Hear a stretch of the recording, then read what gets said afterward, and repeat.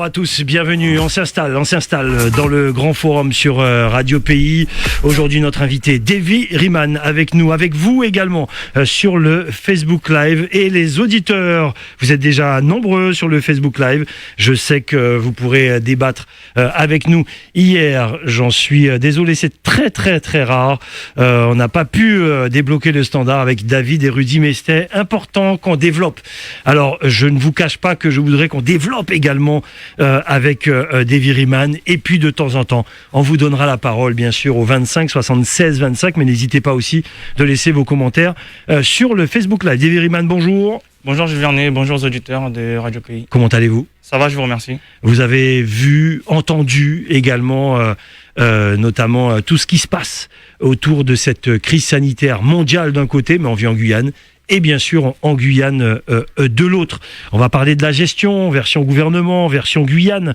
On va parler aussi des écoles, certains veulent les fermer, mais qu'est-ce qu'on fait de nos enfants ? Du variant brésilien, de l'anticipation ou pas, de peut-être manque de place en réa quand je parle d'anticipation. On va parler du vaccin également, couvre-feu, confinement dimanche ou pas, prise de parole du président de la République peut-être samedi. On entend des audios, attention aux fake news, lorsque les gens disent on va confiner la France et la Guyane. Attention aux fake news, regardez les médias et on vous donne les infos dès que ça tombe, bien sûr. Gestion version gouvernement. Lorsqu'on parle de cette crise sanitaire, quel est votre sentiment ? On ne va pas rentrer dans les détails aujourd'hui, ça fait longtemps que la crise sanitaire est là avec nous, mais en règle générale. Et derrière, je vous pose une question derrière, avec des pays qui prennent des décisions ici et là, et un virus qu'on ne connaît pas en fin de compte. Peut-être, je dis bien peut-être. Davy Riemann. Écoutez, par rapport à la gestion de la crise qui est celle du gouvernement actuel, j'ai envie de dire, le mot qui me vient en tête, le seul, c'est incompétence. Carrément. Oui, on peut pas avoir ce niveau-là, avec des personnes qui sont hyper diplômées, super diplômées, qui ont fait un tas d'études, et de voir de quelle manière ils gèrent la situation. Expliquez pourquoi. C'est catastrophique. Expliquez pourquoi. La manière dont ils gèrent la crise sanitaire aujourd'hui en France, au bout du bout, cette crise aura plus de dégâts sur le volet social, le volet économique, que sur le volet sanitaire. C'est pour ça que je dis que c'est une catastrophe. Ok, j'entends ce que vous dites. Quand on veut combattre, effectivement, parce qu'ils ont déclaré la guerre à ce virus-là, ce sont les mots du gouvernement. Aujourd'hui, la France montre, en tout cas à ses concitoyens, qu'elle n'est pas en mesure de mener cette guerre-là sur plusieurs fronts. Et en l'occurrence, les premiers laissés pour qu'on les sacrifie, ce sont nous, c'est les personnes qui sont les Français de l'outre-mer, on va dire ça comme ça. Et il n'y a qu'à voir ce qui se passe sur notre territoire. Donc, oui, c'est l'incompétence notoire et les moyens qui auraient dû être déployés pour faire face à cette crise-là au niveau du territoire national et les outre-mer y compris, bien sûr, n'est pas du tout au rendez-vous. Lorsque vous dites ça, vous avez parlé notamment de la partie économique. Il y a des gouvernements qui ont fait le choix de laisser justement un peu plus de place à la partie économique. Je veux parler du Brésil notamment ou des États-Unis. On a vu le résultat. C'est particulier quand même. Alors, on va justement, parlons du résultat. Quand on regarde les chiffres en matière de nombre de contaminés et nombre de décès, moi j'ai fait ce comparatif-là. J'ai pris les États-Unis qui n'ont pas forcément confiné comme la France ou d'autres pays. Non, pas du tout. Qui ont laissé les États fédéraux faire à leur guise. Et sur les chiffres totaux, quand on fait le rapport entre nombre de cas et nombre de décès, et le nombre d'habitants et de la population. Non, je prends juste le nombre de cas positifs. Cas et décès. Nombre de cas et décès. Donc le taux de mortalité du virus, il est plus élevé en France qu'il est aux États-Unis aujourd'hui. C'est ça le paradoxe. Le virus fait plus de dégâts en proportion en France qu'il le fait aux États-Unis. Pourtant, ils n'ont pas confiné. J'ai pas jeté un œil sur les derniers chiffres. Vous allez regarder. Mais je vais jeter un œil. Faites le rapport, vous allez voir. Et ça veut dire, et quand on regarde de façon globale, dans pas mal de pays, surtout les pays riches, les pays développés, confinés, pas confinés, mesure par mesure, quasiment en matière aussi en proportion par nombre d'habitants, nombre de cas et nombre de décès. D'accord. Un peu tout le monde est au même niveau, et surtout sur les pays développés, je dis les pays riches, qui ont les moyens de faire face normalement à ce genre de choses-là. Et paradoxalement, les pays qui sont entre guillemets en voie de développement, les pays qui ne sont pas riches, mais c'est pas le cas. Et je prends un cas comme Madagascar. Ouais. Madagascar, qui est entre guillemets un pays, bon voilà, un petit pays, plus de 25 millions d'habitants, 17 000 et quelques cas, quelques milliers de décès, et c'est tout. Qu'est-ce que vous voulez dire par là? Ça veut dire des centaines de décès. Les décès sont centaines, pas en milliers. J'entends ce que vous dites. Ce que vous voulez dire par là, et là c'est très intéressant parce que c'est la première fois, en tout cas dans le Grand Forum, qu'on entend un discours aussi tranché, notamment quand on parle de la crise et de la gestion de la crise. Il y a qu'à regarder le continent africain aussi, hein. C'est révélateur. Hein. Alors, qu'est-ce que vous voulez dire par là? Qu'on aurait confiné, qu'il y aurait eu des couvre-feux pour rien, qu'on aurait fait plus de mal aux entreprises et en même temps à la population, en gros? Mais écoutez, moi je vais reprendre les mots que le gouvernement emploie en ce moment. Quand il dit pour donner le vaccin, il faut faire le calcul en gros bénéfice-risque, voir si c'est intéressant de le faire ou pas, de vacciner ou pas telle ou telle personne. Selon l'âge, oui. Bon, mais chaque pays décide la manière dont il affronte cette crise-là. Et la question que moi je pose, c'est la France a confiné dès le départ, très tôt, pendant 1 mois et demi, pratiquement 2 mois. Une erreur pour vous ou pas? En tout cas, moi, de la vision de la Guyane, oui. D'accord. De la vision de la Guyane, oui. Est-ce que la Guyane méritait d'être confinée au même moment que le territoire hexagonal? La réponse est non. Très bien. Là-dessus, je suis catégorique. Maintenant, derrière, ce qui va dire, c'est que dans la gestion continuelle derrière, j'ai l'impression qu'on a continué à faire la fuite en avant et ne pas reconnaître ses erreurs. Pourquoi? Les décisions successives ont fait que on a continué à mettre en fait en opposition une population. Les personnes, donc les petits, les petites entreprises qui sont en train de boire la tasse. Donc là, je prends l'exemple, on ferme les restaurants, on ferme les bars, plus d'événements. Dans l'Hexagone, hein, pas en Guyane. Dans l'Hexagone, je parle. Okay. Plus d'événements culturels, on ferme tout. Ok? Et en face, on dit, continuez à travailler, mais le soir, rentrez chez vous, ou sinon, n'allez pas chez votre famille, faites ceci, cela. Il y a une frange qui continue à travailler, qui continue à toucher un salaire malgré tout, et une autre, qu'on licencie, qu'on ferme, dépôt de bilan, suicide. J'ai envie de dire, mais et quand vous écoutez ces personnes-là maintenant, vous dites, mais on paye pour les autres. On paye parce que les autres, en gros, ne seraient pas responsables. Et c'est là la gravité. Avec toutes ces errances des décisions du gouvernement, la population est en opposition selon où vous êtes. Et ça pose un problème. Ça veut dire qu'ils ont échoué, M. Vernet. Ils ont échoué dans cette gestion-là.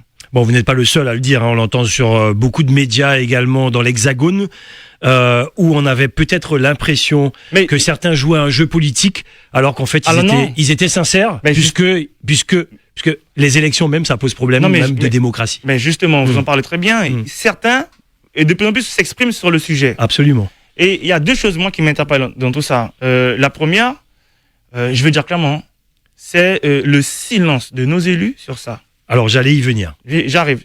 Très bien. Et la deuxième chose, c'est la réaction du président. Récemment, quand il dit, il y a 66 millions de procureurs dans le pays. C'est inadmissible, M. Vernet. Ça veut dire que le président en place n'accepte pas ou ne veut pas entendre la critique. Mais elle est réelle, elle est factuelle, je veux dire ça comme ça, parce que les gens n'en peuvent plus. Aujourd'hui, les gens sont dans la désobéissance. Vous avez vu, à Nice, dans d'autres villes de France, les restaurateurs réouvrent. Il y a un hashtag qui est prévu pour le 1er février. Mais non, mais avant, maintenant, dans le sud de la France, ça réouvre déjà. Donc il y a un cordon de policiers, mais la foule est présente. Ils ont dit qu'ils vont. ras-le-bol qui va devenir mondial. Mais regardez en Europe, ce qui se passe pour avoir des émeutes un peu partout. En Hollande, ouais. Ça veut dire que la gestion qui a été mise en place à ce niveau-là n'a pas été la bonne, n'a pas été la plus idoine. Je ne suis pas médecin, je ne suis pas épidémiologiste, mais sur les faits et ce que je constate sur les répercussions, c'est un échec. Ensuite, sur le silence de nos élus. Alors allons-y. Version Guyane maintenant. Ce silence-là est assourdissant, en ce qui me concerne. Certains ont parlé. Certains ont tenu un discours clair. Ils n'ont pas critiqué le gouvernement de la gestion. Et moi, ça me pose un problème parce que quand on regarde chronologiquement depuis le mois de mars, tout ce qui s'est décidé, ce qui s'est fait sur notre territoire, on aurait dû avoir plus de retours, entre guillemets, et de réactions, de critiques constructives à ce niveau-là. On n'en a pas eu. Je vais donner quelques exemples concrets. Après certains ne critiquent pas parce que peut-être qu'ils sont d'accord avec la gestion du gouvernement.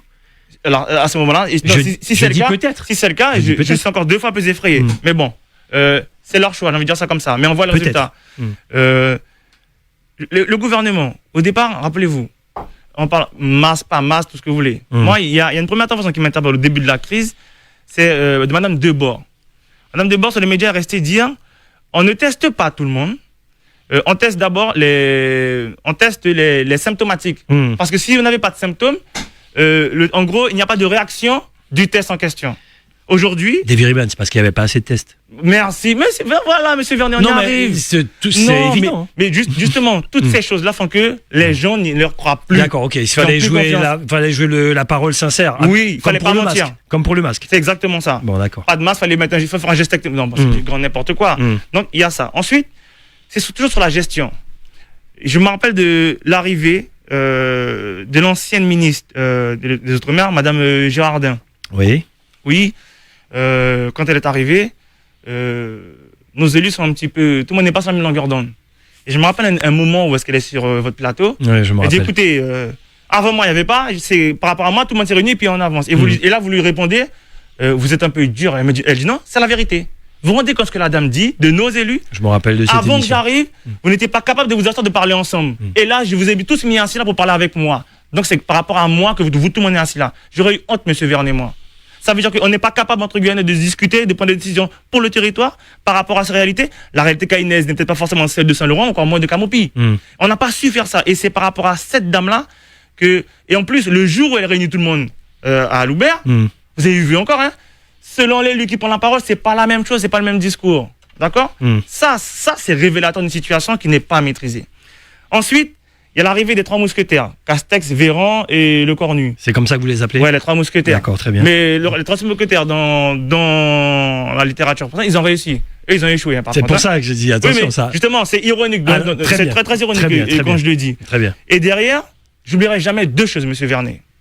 Avant leur arrivée, il y a 3 de nos élus, 2 parlementaires répondant à la collectivité, donc un ancien parlementaire puisque monsieur Karam n'est plus, oui. Où est-ce qu'ils demandaient l'arrivée d'un hôpital de campagne style Mulhouse. Absolument. Ils donnaient même un ultimatum, hein. C'est pour ça qu'ils se rappellent de cette vidéo-là. On se rappelle, ils avaient fait un direct live. Exactement. L'hôpital de Mulhouse n'est jamais arrivé, monsieur Vernet. Et pire, ces 3 ministres-là sont arrivés en Guyane, ils sont repartis, et c'est quand ils sont repartis, ils font une émission sur de Paris, en live, quoi, en visio. Oui, en visio, oui. Voilà, et puis ils disent, et là, M. Véran répond, il n'y aura pas d'hôpital de Mulhouse. Les gens sont venus en Guyane. Nos élus ont demandé l'hôpital de Mulhouse avant leur arrivée. Ils arrivent, ils repartent, et c'est quand ils repartent à 8000 km, ils disent, il n'y aura pas d'hôpital de Mulhouse. Ça veut dire quoi, M. Vernet? Ça vous montre la considération qu'il va y avoir pour nos élus. Et je ne vois pas nos élus comprendre ça jusqu'à présent. Vous comprenez qu'à cette époque-là aussi, des Viriman envoyaient aussi je ne vais pas utiliser ce mot, le flou également dans l'Hexagone. Eux-mêmes étaient perdus. On se posait la question, mon Dieu, si ça se passe comme ça dans l'Hexagone, qu'est-ce que ça va être pour la Guyane? J'ai presque envie de dire, peut-être que vous allez dire, c'est pas votre problème. Vous, votre combat, c'est la Guyane. Mais totalement, monsieur Vernet. Vous savez, quand on va parler de vaccins tout à l'heure, on voit qu'il y a un manque de doses dans l'Hexagone. On imagine qu'en Guyane. Allez, non, mais un exemple tout simple. Ce n'est pas moi qui dis, c'est le médecin qui a fait le reportage l'autre jour sur un média télé. Il dit, oui, en Guyane, on a recensé à peu près 3000 personnes fragiles qu'il faudrait, entre guillemets, vacciner en priorité. D'accord? Combien de vaccins sont arrivés en Guyane, monsieur Vernet? Ouais, 1000. Le tiers, 1000. Juste pour couvrir les personnes fragiles, on n'en a même pas assez. Normalement, c'est 1000 par semaine. Hein. Je dis bien normalement, parce que bon, ça peut bouger. Aujourd'hui, vous avez bien vu qu'il n'y a pas assez pour tout le monde, là. Non, bien sûr. Bon, là, je parle juste des doses qui sont à disposition pour vacciner nos personnes sur le territoire. On revient sur les vaccins tout à l'heure. Voilà. Et donc, en fait, c'est ça ce qui me permet d'amener la réflexion suivante. Un peu d'attente, chers auditeurs. Il y en a qui sont déjà en attente, s'il vous plaît. La réflexion suivante. Il y a des mensonges qui ont été dits, M. Vernet.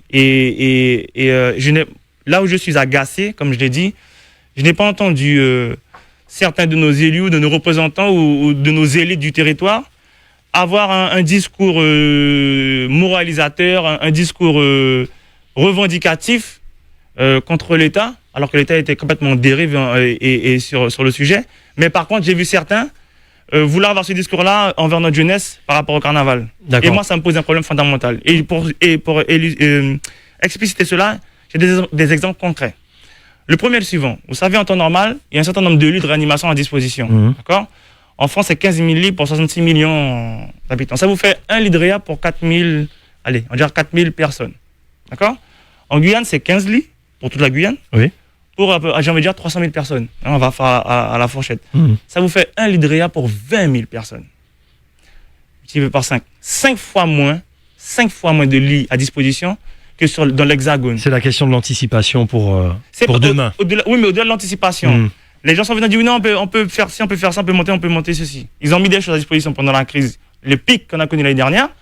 Et aujourd'hui, on est revenu exactement où nous étions il y a quelques temps. On va en parler, ça sera tout le débat de la semaine prochaine avec nos élus, justement. Alors, vous êtes en train de dire, avant de prendre les auditeurs, clairement que pour vous, la classe politique guyanaise n'a pas fait ce qu'il fallait pour combattre cette crise sanitaire vis-à-vis du gouvernement. En gros, vous le dites. Globalement, c'est exactement ce que je dis. Et je continue à décider mon propos. Et ensuite, les auditeurs. Allez-y. Avant que les ministres arrivent, je suis venu avec un cas concret. On a fait une réunion à la préfecture, il y avait le préfet, il y avait des élus qui étaient là. Je leur ai dit, le gouvernement ment, et même au niveau de l'ARS, il y a des mensonges, et certains médecins de CAE mentent. Je leur ai dit, en un cas concret, Sokoro, où est-ce qu'une dame est décédée, ou est-ce que lorsqu'ils ont demandé le transfert à CAE, il y a eu la réponse facto, il n'y a pas de place ce soir, rappelez demain. D'accord? Le ministre Véran vient en Guyane, il repart, et à l'Assemblée, il ose dire, les médecins de CAE m'ont dit qu'ils n'ont jamais manqué de place. Et là où j'ai un problème, c'est que nos élus connaissaient très bien la situation. Il n'y a pas un sur le territoire qui a dit, par contre, M. Véran, écoutez, là vous allez trop loin. On a un cas concret, parce que c'est officiel. Oui, il y a une réponse, il n'y a pas eu de place à ce moment-là, et la dame est décédée derrière. On les invitera la semaine prochaine. On prend quelques auditeurs, on a beaucoup de questions, chers auditeurs. Je sais que vous aimez ce genre de débat, s'il vous plaît. Racontez pas votre vie, posez juste une question à mon invité. Davy Riemann est mon invité, on parle de tout, ne vous inquiétez pas, on va essayer. 25 76 25, allô, bonjour, merci de votre patience. Allô? Oui, bonjour, c'est à moi? Oui, c'est à vous, allez-y. Oui, ce ne serait pas une question pour Monsieur Riemann. Ce serait juste pour dire en fait que, bon, comme il a dit, que le gouvernement a mal géré. Pour moi, je ne pense pas qu'ils ont mal géré. Je dirais plutôt que c'est préparé en amont et c'est bien calculé. Oula. Parce que, non, je vois ça comme ça. Ah, si vous dites ça, vous faites partie des gens qu'on dit être complotistes. Ce terme, je ne reconnais pas ce terme. D'accord. Quand on voit comment ils ont menti, comment ça a été géré, on ne peut pas penser que ce sont des incompétents. D'accord, vous allez jusque-là. Moi, je ne vois pas ça comme ça. Ouais, d'accord. Parce que en janvier 2001, le gouvernement, à travers un décret, déclasse un médicament comme l'hydroxychloroquine, oui. Il le déclasse, c'est-à-dire il le retire de la vente en pharmacie. Un médicament qui est quand même... L'histoire nous dira qui a raison sur ça. Hein. On ne peut pas vraiment juger aujourd'hui. Ça veut dire qu'à cette époque-là, ils avaient déjà préparé. Ils savaient déjà, à cette époque-là, le professeur Raoul n'était pas encore mis en avant médiatiquement. Donc, ils avaient déjà préparé en janvier. L'histoire nous dira pour cela. Allez. En tout cas, moi, je ne vois pas ça comme une incompétence. Hein. Ce sont des personnes... Pour vous, c'est calculé. Oui. D'accord, très bien. Voilà. Merci beaucoup. Ça fait longtemps que j'avais pas entendu ça aujourd'hui. 25 76 25. Écoutez, la parole, chacun a ses idées là-dessus. Allez-y, allô, bonjour. Allô. Oui, vous êtes en direct, allez-y. Bonjour, c'est Zadkiel à l'appareil. Bonjour Zadkiel, on y va. Salut Davy. Salut Zad. Ouais. Tu as dit des choses très intéressantes sur lesquelles je me permettrai de rebondir. Gilles, dernièrement, dans une de tes émissions, par rapport à ce qui s'est passé dimanche dernier avec les jeunes aux âmes claires, oui. Tu as posé une question en disant comment ça se fait que les jeunes, surtout les plus jeunes, ils sont dans la rue. Okay, ils devraient être chez eux, les parents, ceci, cela. Oui, je me rappelle. Oui. Il me semble que avec toute cette période de crise Covid, confinement et compagnie, on a parlé de l'augmentation des femmes battues à la maison. Dans le cadre familial, il me semble que ça se répercute aussi sur les enfants. Et ce qui je trouve bizarre, en fait, c'est qu'on soit toujours surpris qu'il y ait, en fait, des choses comme si c'est nouveau, en fait, aujourd'hui. C'est comme si on n'a pas attendu le Covid pour comme si on découvrait, c'est ça? Exactement. Donc, j'ai envie de te dire, peut-être que certaines mères préfèrent que leurs enfants soient dehors pour que ces enfants-là n'aient pas à voir ou à subir ce qui se passe. Donc, je ne vais pas parler pour les jeunes des âmes claires, je vais parler de façon générale parce que je ne sais pas la situation. Et c'est là où je veux en venir avec mon propos. On ne sait pas ce qui se passe dans la maison des gens. Donc, arrêtez de juger. Quand on parle, Davy, tu as dit quelque chose tout à l'heure de très important, les gens ne croient plus, effectivement, à toutes ces histoires-là. Mais comment croire, en fait, à une pandémie, comme il y a pu y avoir avec Ebola, choléra, la peste noire et compagnie? Parce que si, justement, on était confronté à une pandémie aujourd'hui. Il n'y a pas de secret en Guyane. Je pense que tous les jours, on aura entendu mon voisin est mort, ma tante est à l'hôpital, j'ai vu un tel partir avec les pompiers. Ce que je rappelle qu'il y a eu lieu en mars et avril 2020. J'ai entendu un truc à Kabassou, j'ai vu les pompiers partir avec un tel, ma famille en réanimation, ceci, cela. Il n'y a rien qui se cache, en fait, en Guyane. Est-ce qu'on a affaire à ça aujourd'hui? Non, je suis désolé. Quand on sort, en fait, dans la rue, qu'est-ce qu'on voit? On voit une vie qui a repris son cours normal.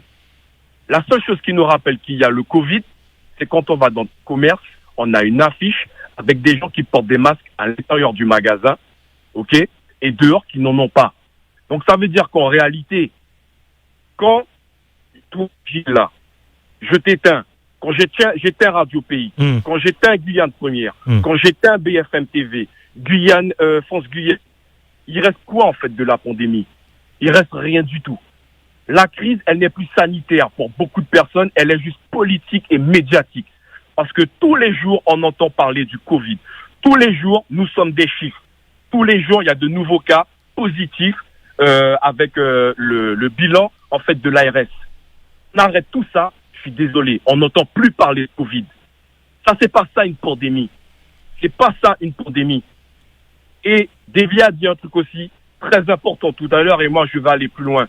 Gilles, j'ai posé cette question-là quand tu vois les médecins experts de la CTG qui étaient là. Oui. Personne n'a répondu. Si aujourd'hui, 4 ans plus tard, les accords de Guyane avaient été appliqués, ne serait-ce que pour le domaine de la santé, est-ce que aujourd'hui, sans avoir à parler d'hôpital de campagne et tout ce qui s'ensuit, il n'y aurait peut-être pas eu une meilleure prise en charge de la part des personnes qui ont été hospitalisées pour le Covid? Et est-ce que peut-être il n'y aurait pas eu moins de morts? On peut pas le savoir. Personne qui répond à cette question-là. On peut pas le savoir. Merci Zadkiel. Il y a des experts, il y a des experts que tu reçois sans tête. Non, quand je dis on peut pas le savoir, on peut pas le savoir par rapport aux accords de Guyane, bien sûr. On peut pas savoir par rapport aux accords de Guyane. N'empêche que là aussi, ça montre encore un manque de volonté. Parce que ça veut dire que il a mis en exergue un cas très particulier. Il y a des choix qui ont été faits. Telle personne, elle est âgée, telle personne, elle est jeune. Eh ben, on va laisser la personne jeune vivre, et puis la personne âgée, on va malheureusement la laisser partir. Voilà d'où je veux en venir. On a bien compris. Donc ça veut dire que si justement les politiques qui étaient en place avaient poussé les choses pour que ces accords de Guyane soient appliqués, peut-être qu'on n'en serait pas à ce genre de situation-là. Merci Zadkiel. On n'en serait pas à ce genre de situation-là. Donc la crise Covid, vous les médias, vous avez votre part de responsabilité aussi dedans, à en parler tous les jours, à effrayer les gens en fait avec ça. Et c'est légitime effectivement que certaines personnes puissent avoir peur de ça. Mais j'ai rencontré aussi quelqu'un dernièrement qui me dit, j'ai vu ton interview qui a été faite par toi, Gilles, il y a quelques semaines au Palmiste. Il me dit, mais Zadkiel, je ne connais pas la personne, hein. Moi j'ai le cancer. Mes médecins m'ont donné 1 an à 1 an et demi au plus à vivre. Qu'est-ce que j'en ai à foutre du Covid, moi? Tout ce que je vois, en fait, car aujourd'hui, c'est que je peux pas faire ce que je veux. J'ai envie de profiter de ma famille, j'ai envie de profiter de mes amis, j'ai envie d'essayer de voyager un petit peu dans des pays que je ne connais pas, sur le peu de temps qu'il me reste. Je ne peux pas le faire. La seule chose que j'ai pu répondre à ce monsieur-là, Gilles, c'est, mais vous voyez, monsieur, j'ai même pas pensé à votre cas. Les personnes qui ont déjà une deadline, entre guillemets, et qui, par rapport aux mesures, ne peuvent rien faire. Donc, s'il y avait une vraie pandémie mondiale, on n'aurait pas eu besoin, justement, des mesures du préfet de couvre-feu à 21h, 19h, minuit, et j'en passe, et de toutes ces mesures sanitaires, et qu'on nous parle de variants brésiliens, canadiens, sud-africains, et tout ce qui suit. Ben on y vient, là, justement. Automatiquement, les personnes seraient restées chez elles. Merci Zadkiel. Merci beaucoup du témoignage au 25 76 25. Malheureusement, je pourrais prendre un seul dernier auditeur parce que je regarde l'heure, qui était en attente déjà. Hein. Je suis obligé de bloquer le standard après parce que Davy Riemann, vous aurez pas beaucoup de temps pour répondre. Et j'ai quand même pas mal de questions à vous poser. 25 60. Alors, concernant les médias quand même, juste avant l'auditeur, c'est intéressant ce que vous dites parce que demain on n'en parle pas du tout. Mais je peux vous assurer que lorsqu'on parle d'autre chose, je sais pas ce qui se passe dans l'esprit des gens en ce moment, je sais pas ce qui se passe. On parle d'autre chose, ça vous intéresse moins, vous êtes moins dans le débat, et je veux vous emmener là-dessus d'ailleurs. Demain, on parle d'autre chose et j'espère que vous serez là. Mais c'est normal. Oui, bon, mais c'est normal, c'est anxiogène. Oui, parce que aujourd'hui, la peur a été encore suscitée dans la société. Et donc les gens ont peur. Donc effectivement, si vous n'en parlez pas, ils disent ouais, mais ça on est où? Oui. Oui, parce que ils voient que les mesures restrictives sont toujours en place aussi. Bien sûr. 25 76 25. Je me rappelle, j'avais fait une émission, on n'en parlait pas du Covid. Ils devenaient fous. Ouais, c'est le Covid aujourd'hui, il faut en parler. Bon, après c'est le serpent qui se mord la queue. Allô, bonjour. Dernier auditeur Gilles. Malheureusement. Bonjour Gilles. Gaguette, tu fais plus court que Zadkiel, hein? Mais il a raison, Zakel. Bah oui, sûrement, oui. Bravo, Zakel, bravo, mon garçon. David. Oui, Gaguette. Vous connaissez, toi, mon guimpou? Oui. Ou ça, mon petit, ou parmi mon petit, tiens. Papa, l'édier, lui, a souplé. Il n'y a pas qu'un pouvoir, quand même. Nous paie pas coton, Gabriel Serville, pas moi, hein. Nous ne paie pas machin, mais malheureux qu'à mouiller Soko, et qu'à prendre des baffes à l'Assemblée. Il est tiré à parmi ça qui il est qu'à simplement garder sans répondre. Non, mais je parle en général, j'ai pas donné de nom. Oui, il n'a pas donné de nom. Oui. J'ai pas donné de nom, je parle en général. Donc diabète. Moi, je suis diabétique depuis 1 an et demi. Pour le moment, ça va. Moi, j'ai une amie qu'on va couper sa jambe, je crois, aujourd'hui et demain. Quelle tristesse. On ne parle pas du diabète. Madame l'ARS, vous dites que c'est grave. Vous voulez nous confiner. Qu'avez-vous préparé comme lit en réanimation? Si c'était grave comme ça, eh ben prenez quelques services, fermez-les, et puis préparez déjà, n'attendez pas au dernier moment. Il n'y a rien qui est grave pour le moment. Nous qu'attendons. Sa maladie a peut-être nous qu'elle vive qu'elle pendant combien d'années, messieurs et dames. Organisons-nous pour vivre avec, pas traumatiser-nous l'esprit comme ça. Pourtant, moi, c'est une femme fragile. Mais est-ce que moi, mon diabète pire raide qui corona. Merci Gaguette. Et puis je t'embrasse. Pas de souci, Gaguette. Je t'embrasse. Merci. Heureusement, vous là. Mais papa y dit, en tout cas, il y a importance.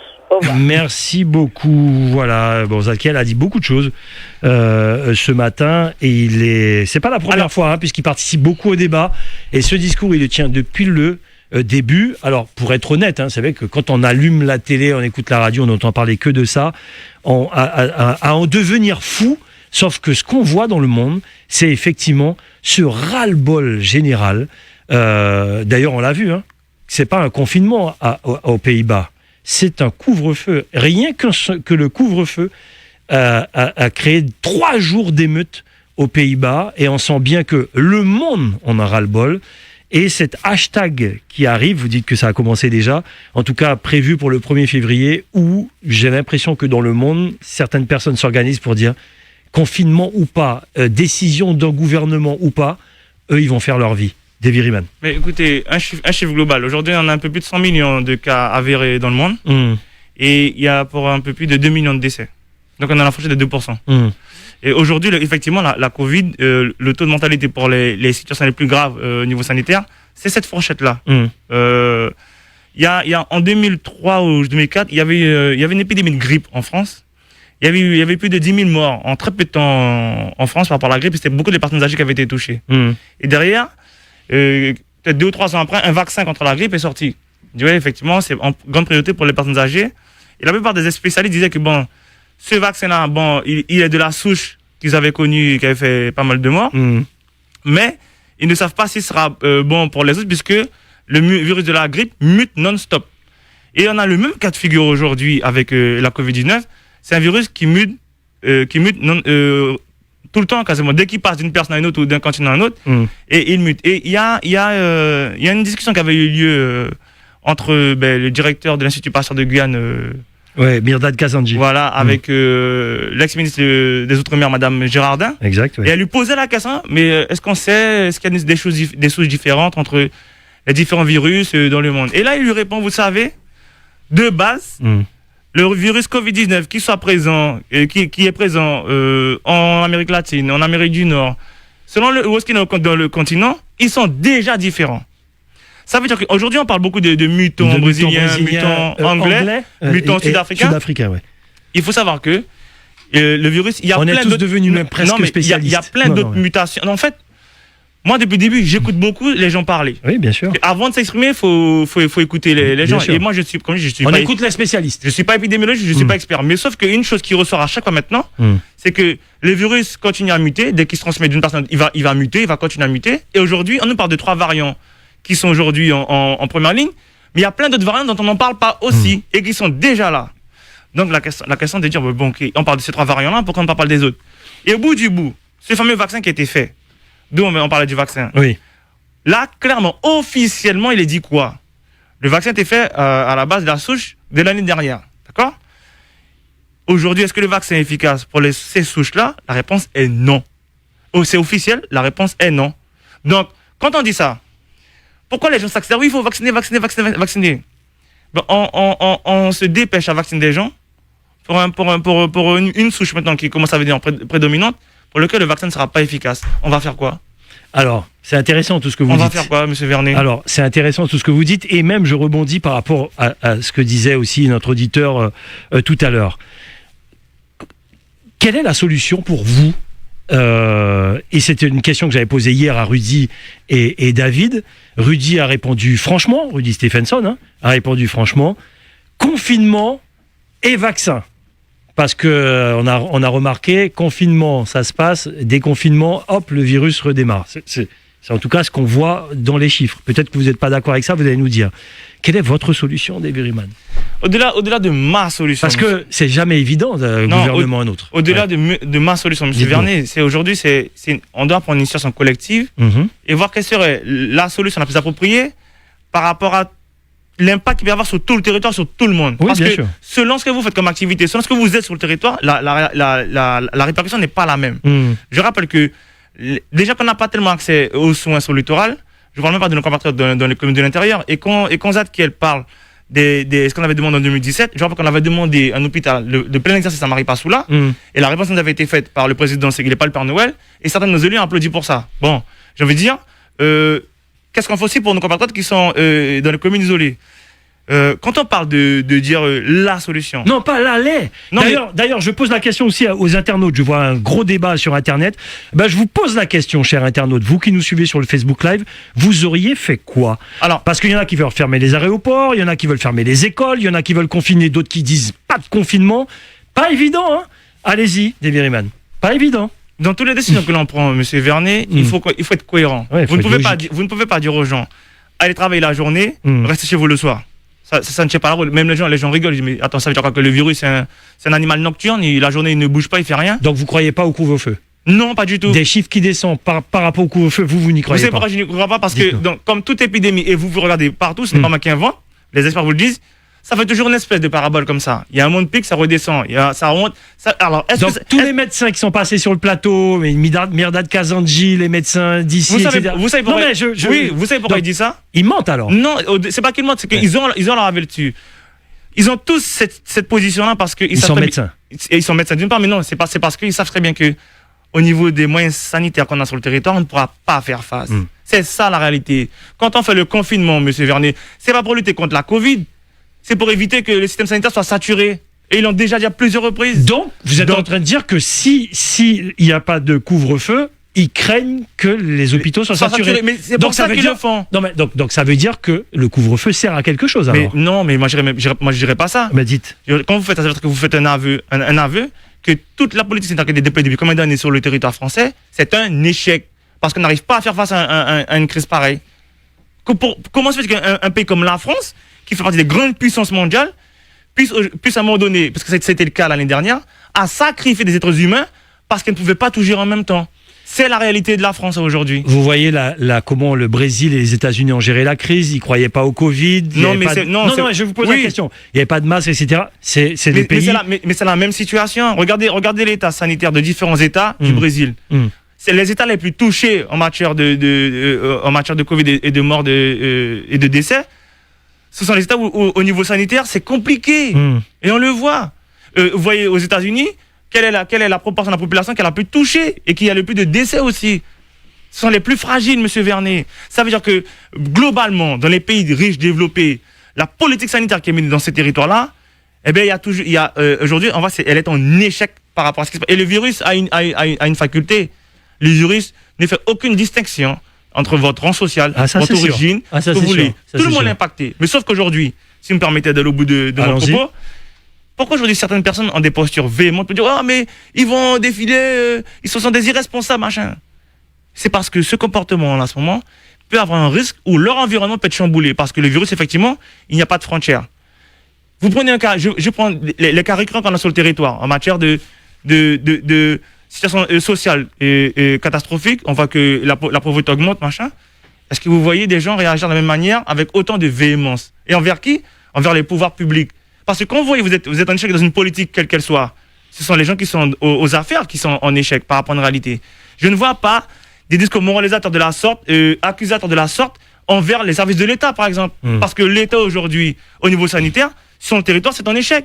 Un échec patent. Au niveau de la gestion des frontières du territoire, c'est en fait, le président du conseil technique du gouvernement, j'oublie le nom de ce médecin-là, pas plus tard qu'il y a la semaine dernière sur les plateaux de médias nationaux, il restait dire, bon, en Guyane, en fait, il n'y a pas de frontières. Il l'a dit de lui-même, il a dit, en Guyane, il n'y a pas de frontières. Ça veut dire que on s'égosille à dire, mais les frontières, en gros, on nous dit clairement, on nous a dit de là-bas, il n'y a pas de frontières. Alors, je sais que, Davy Riemann, je sais que la question est difficile. Alors, du coup, je vais vous la poser autrement. Quand je dis comment on fait, quelle est votre solution à vous? Quand le président Macron, qui va parler ce week-end, va prendre une décision, est-ce qu'il va donner notamment la main libre au préfet? On ne sait pas. Est-ce que le préfet qui va peut-être prendre des décisions également, on vous demande de trouver une solution ici en Guyane? Qu'est-ce qu'on fait? On enlève le couvre-feu? Alors, je vais vous répondre très bien, monsieur. Voilà, c'est ça ma question. On enlève le couvre-feu, on confine pas? Il faut de la cohérence. Ah ben oui. Si vous me dites qu'il faut que j'aille travailler tous les jours, il faut que je continue à travailler et le soir je reste chez moi, je vous dis non. À ce moment-là, je vous dis, si je dois travailler, vous levez le couvre-feu. Si vous mettez un couvre-feu, allez au bout de votre idée, confinez tout le monde et fermez tout. Je demande de la cohérence dans les décisions, monsieur Vernet. Je ne sais pas moi qui vais dire ce qu'il faut faire. Moi, je dis juste... Non, je vous demande... Voilà, mais moi, je dis juste, il faut être cohérent. L'histoire du confinement, c'est du vent. C'est du vent, il faut arrêter dans l'histoire. Vous ne pouvez pas continuer à dire aux gens, allez bosser comme des robots et rentrez chez vous le soir, ne faites aucune activité qui vous convient à vous. Psychologiquement, ça a un impact trop fort, ça ne marchera pas. Donc pour vous, on va travailler normalement. Les gens, si on va travailler normalement, oui, je dois vivre normalement aussi à côté. Très bien, c'est ma question. Vous devez me laisser vivre. D'accord. Néanmoins, là où on doit faire les efforts et pas qu'un peu.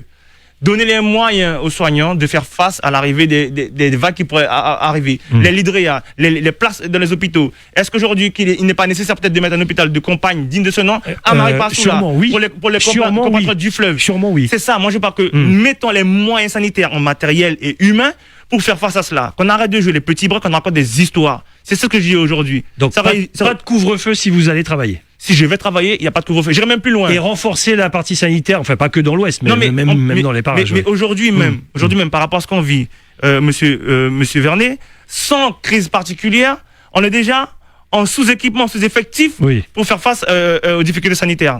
Alors déjà même chroniquement là, structurellement, alors avec la crise, bon, imagine, vous voyez bien ce qui peut se passer. Ça veut dire que ce qu'on avait déjà dit, je rappelle que l'année dernière, le MSG qui s'était mis en place et le PLPG aussi de l'autre côté avait fait des demandes claires en matière de moyens sanitaires humains et matériels qui aujourd'hui n'ont pas trouvé réponse positive. On est en train de mettre en place... Attendez, je pose la question aux internautes, parce que vous avez dit quelque chose de fort, personne ne l'a dit comme vous. Aujourd'hui, vous êtes venu nous dire des scoops. C'est intéressant ce que vous dites. Qu'en pensez-vous, chers internautes, de ce que propose Davy Riemann? Et on va voir ce qu'en pensent nos internautes. Continuez. Oui, parce que... je sens bien que vous avez envie de dire des choses aujourd'hui. Mais monsieur Vernet, alors une question. Oui. Est-ce qu'à chaque montée de cas, on va fermer à chaque fois? Fermer, ouvrir. Ça n'a pas de sens. Alors, soit vous prenez des dispositions, justement, qu'on puisse continuer à vivre malgré tout, parce que la vie doit continuer, qu'on le veuille ou non, parce que nous vivons des drames à différents niveaux, mais on vous dit souvent, mais malgré tout, la vie doit continuer. Vous avez des gens qui sont au bord du gouffre, là. On doit prendre des décisions qui nous permettent de retrouver un semblant de vie normale, parce que, quand le veuille ou non, c'est chamboulé. Et à côté, de nous permettre aussi, via les gestes barrières, vers les moyens qui sont mis en place, de faire face à la crise, parce que quand le veuille ou non, il faut qu'on y fasse face. Certaines personnes, certains syndicats même, souhaitent ne plus envoyer les enfants à l'école. Quelle est votre position là-dessus? Mais c'est pareil, monsieur Vernet. Je fais toujours un comparatif. Allons-y. On sait que depuis quelque temps, il y a des clusters maintenant dans les écoles. Les enseignants sont malades, des enfants sont malades. On le sait, c'est plus un sujet. Ça ne doit plus être un sujet tabou. Mais il faut être cohérent. S'il y a des cas partout, ils peuvent aller à l'école quand même. Non, mais j'y arrive. D'accord. J'y arrive. Très bien. Si vous décidez de laisser les écoles ouvertes malgré cela, oui. D'accord? Oui. Pourquoi est-ce qu'on décide de fermer? Ils ont décidé de fermer avant que ça change. Toutes les structures sportives, alors que nous savons très bien que jusqu'à preuve du contraire, on n'a jamais réussi à prouver qu'il y avait des clusters dans les associations sportives. Là, il n'y avait pas de logique. Bon, maintenant, dans les écoles, on a dit que s'il y a tant de cas, c'était le protocole de l'éducation nationale. Absolument. Arrivé à un seuil de cas, on ferme l'école. Je rappelle qu'aujourd'hui, en France, il y a un tas d'établissements qui ferment les uns derrière les autres. Si aujourd'hui, moi je suis désolé, si aujourd'hui, effectivement, on a trouvé des cas dans certaines écoles, par mesure de sécurité, oui, on doit fermer l'école. Où est-ce qu'il y a trouvé des cas qui commencent à se multiplier, on ferme pendant une semaine. Si on pense que ça d'une classe à devient l'autre, dangereux. du cas, il y en a des enseignants qui sont positifs, oui, on doit fermer la classe pendant une semaine. Si les élèves, étudiants, peu importe, font une année sans aller à l'école, sans avoir ce contact social, non, mais justement, on craint le décrochage scolaire. Parce que prendre des cours sur Internet pendant un an, c'est compliqué aussi. C'est parce que je dis, parce que vous avez vu, regardez, on a un cas concret en Guyane, le GC. Oui. Le GC a eu des cas concrets. Ils ont fermé la classe pendant une semaine. Ils testent et quand tout le monde est bon, on reprend les cours normalement. C'est ce qu'il faut faire.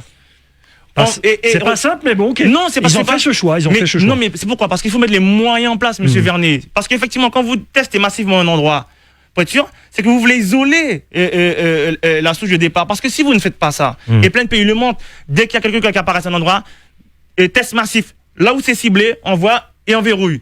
Ici, non. En plus, le pire. Mais le gros problème, fondamentalement, c'est quoi? C'est la prise en charge des malades, monsieur Vernet. Quand vous êtes positif, on vous dit, bon, prenez du Doliprane ou je sais pas quoi, paracétamol, restez chez vous. Si ça va pas, bon, ben, venez aux urgences. À l'hôpital, oui. Vous voulez me dire aujourd'hui, monsieur Vernet, il n'y a aucune molécule dans le monde, je ne rentre même pas dans le débat chloroquine, pas chloroquine, aucune molécule dans le monde qui permet d'éviter à ce que les gens basculent dans le côté grave de la maladie. Et quand on prend les chiffres, justement, parce qu'il faut bien s'appuyer sur des chiffres, quand vous regardez les chiffres sur Santé France, d'accord, et vous regardez les chiffres de l'IHU de Marseille, mais c'est factuel, monsieur Vernet, hein. Ça n'a rien à voir. Hein. À l'IHU, c'est 1 pour 1000. Hein. Et dans 2 cas graves qui ont basculé, il n'y en a pas tant de ça qui sont décédés chez eux. Hein. Il faut se poser des questions. Pourquoi aujourd'hui, on nous parle d'aucun traitement qui peut éviter, je ne dis pas qu'il n'empêche éviter d'avoir la Covid, mais qui évite pour un maximum de personnes de basculer sur le côté grave de la maladie. Davy Riemann, notre invité du Grand Forum. En tout cas, il dit les choses clairement. On a rarement eu un invité dire les choses clairement comme ça, pas de demi-mesure, les choses sont claires en tout cas dans votre esprit et j'aime ça. Mais il faut être clair, surtout dans ces moments-là. Non mais il faut être clair et je demande aux décideurs non seulement d'être clair aussi, d'avoir du courage. Il faut avoir du courage. Il ne faut pas avoir peur d'affronter les choses, il faut les affronter. Il faut avoir du courage. Et troisièmement, d'être cohérent. Et c'est quand il n'y a pas de cohérence, les gens, ils vous suivent plus. 25 76 25. Regardez l'heure, mes amis, ensemble. Vous savez qu'il y a un journal à 13h et je veux entendre encore Davy Riemann. Faites pas long. Bonjour. Bonjour. Allez-y. Alors, moi, je voudrais savoir, en fait, qu'est-ce que vous en pensez vraiment? Parce que moi, j'ai l'impression d'être manipulée. Puisque en 1840, il y a eu une vraie pandémie, je dirais une vraie pandémie.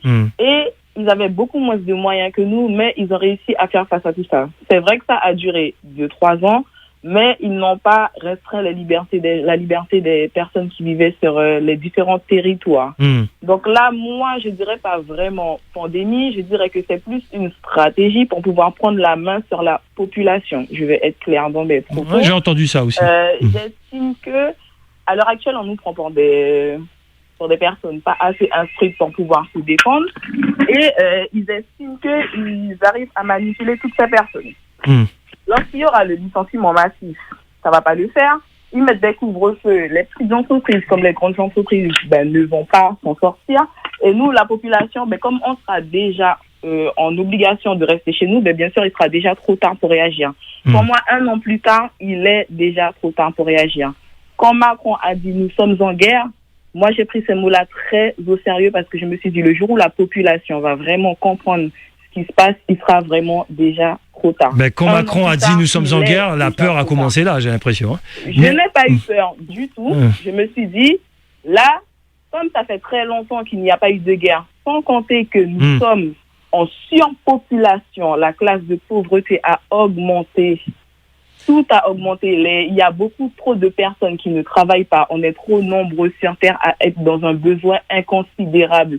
Donc, la seule façon, bien sûr, pour eux de pouvoir diminuer tout ça, c'est bien sûr que soit nous, on s'entretue entre nous, ou soit vraiment de créer un boom qui fait qu'au bout d'un moment, on sera obligé de tout recommencer. Merci beaucoup.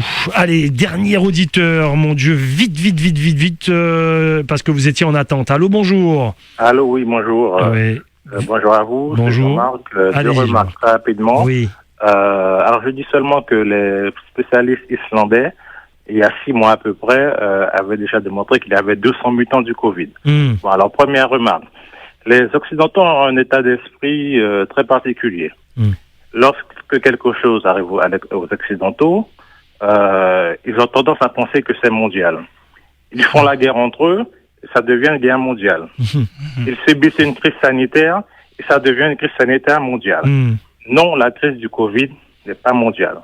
Il y a des pays qui vivent très bien, certains pays d'Afrique noire notamment, et d'autres pays du Sud qui vivent très bien. Il y a des pays qui ont bien géré. Il y a des pays qui ont géré différemment. Ouais. C'est bien ce que je dis, la crise n'est pas mondiale.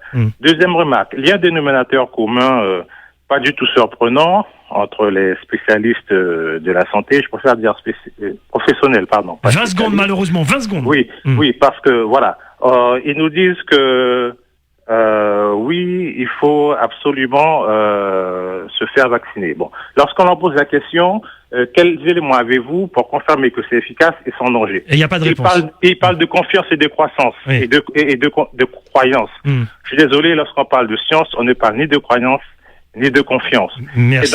Et dans le même temps, lorsqu'on leur dit que nous avons une tradition avec nos plantes, on vous dit, oh là là, ça n'a pas été prouvé scientifiquement. Vous savez ce que c'est? Ça s'appelle de la colonisation. Je crois qu'on est à Hollywood.